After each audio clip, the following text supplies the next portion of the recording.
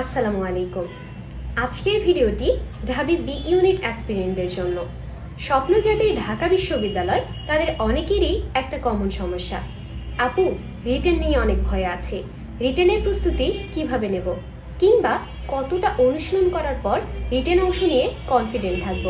তোমাদের জন্যই আজকের এই ভিডিওটি।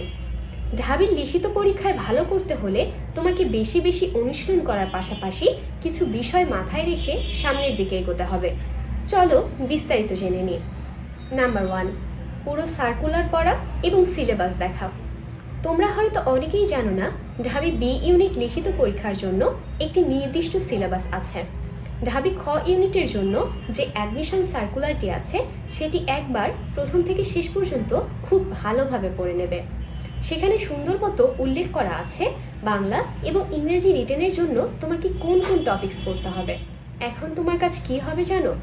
কোন কোন টপিক্সে তোমার বেসিক মোটামুটি ভালো, কোন কোন টপিক্সে তোমার বেসিক পুরোপুরি ক্লিয়ার, এবং কোন কোন টপিক্সে তোমার সমস্যা সেগুলোকে আইডেন্টিফাই করা। ধরো তুমি প্যারাগ্রাফ পড়ছো, প্যারাগ্রাফের ক্ষেত্রে বেসিক বলতে আমি কি বোঝাচ্ছি? তোমাকে যদি আওয়ার স্কুল সম্পর্কে লিখতে দেওয়া হয়, তাহলে কি তুমি ক্লাস 4 বা 5-এ যেভাবে লিখতে এখনও সেভাবেই লিখবে? অবশ্যই না, কেননা এখন তোমাকে একটা স্ট্যান্ডার্ড ওয়ে মেনটেন করতে হবে। তার পূর্বে তোমাকে চিন্তা ভাবনা করতে হবে তুমি আসলে প্যারাগ্রাফটা কিভাবে সাজিয়ে লিখবে, এবং দেখতে হবে তুমি টেন্স কতটা পারো, ভয়েস কতটা পারো, কারণ এগুলো না জানলে তো তুমি প্যারাগ্রাফের মধ্যে গ্রামাটিক্যাল মিস্টেক করে ফেলবে। তাই এই জিনিসগুলো আগে ভালোভাবে খেয়াল করতে হবে। নাম্বার 2, প্রশ্ন অ্যানালাইসিস করা।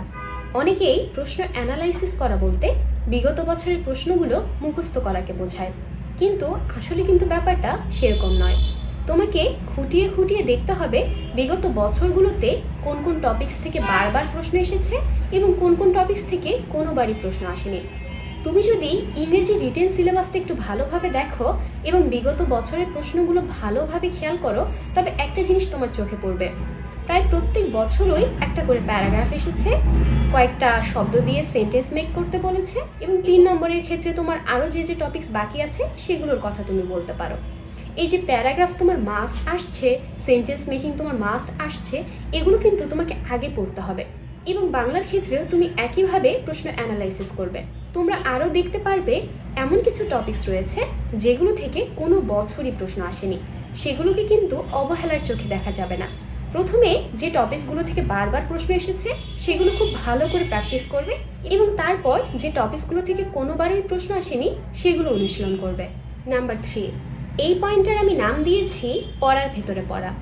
ধরো তুমি বাক্য তৈরি করা শিখছো, এক্ষেত্রে তোমার ভোকাবুলারি স্কিল সহ গ্রামারের বেসিক ভালো থাকতে হবে।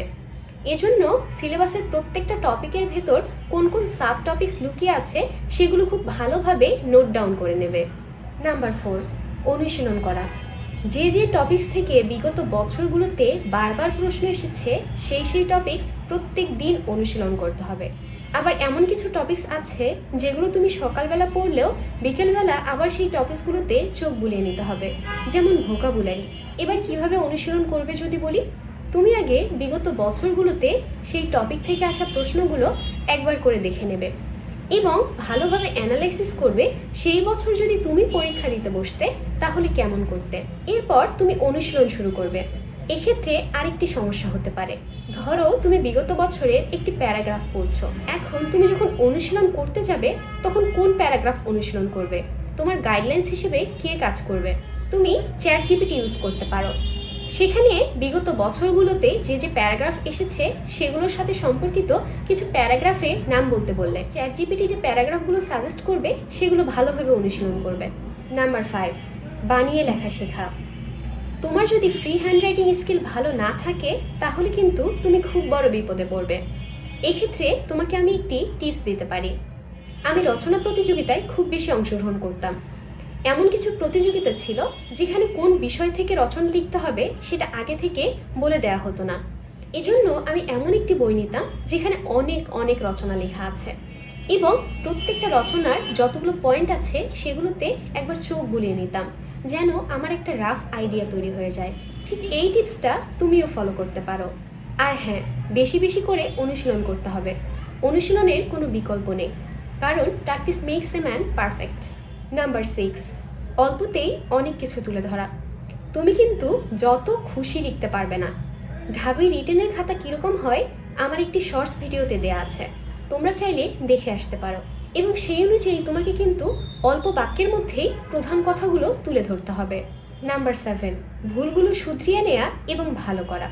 ধরো তুমি কোনো একটি প্যারাগ্রাফ লিখেছ, এখন তুমি কিভাবে বুঝবে তোমার প্যারাগ্রাফে কী কী ভুল আছে? তুমি চ্যাট জিপিটিতে সেই প্যারাগ্রাফটি দিয়ে তোমার ভুলগুলো শুধরিয়ে নিতে পারো, পাশাপাশি কী কী ইমপ্রুভমেন্ট দরকার সেগুলো দেখে নিতে পারো। তবে হ্যাঁ, সাবধান, চ্যাট জিপিটিও কিন্তু মাঝে মাঝে ভুল করতে পারে। তোমার ভয়ের জায়গাটা আসলে কোথায় জানো? তুমি হয়তো কোথাও শুনেছ বা দেখেছ ঢাবির লিখিত অংশে সবচেয়ে বেশি স্টুডেন্ট ফেল করে।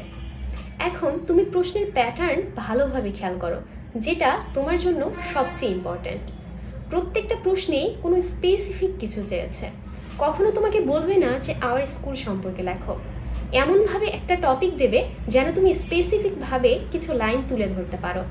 তাই তুমি যদি ওই প্রশ্নগুলোর স্পেসিফিক উত্তর দিয়ে আসতে পারো, তাহলে তোমার ভালো মার্কস তোলা কোনো ব্যাপারই নয়। তুমি তোমার চেষ্টা করে যাও, বাকিটা আল্লাহ তাআলার হাতে। তুমি যদি এমসিকিউ অংশে একটু খারাপ করে ফেলো, তবুও কিন্তু তুমি রিটেনের মাধ্যমে আবারও উঠে দাঁড়াতে পারবে। তাই উদ্দীপকের মতো আমাদের জীবনে রিটেনের গুরুত্ব অপরিসীম। চেষ্টা করে যাও, সফলতা আসবে। আল্লাহ হাফেজ।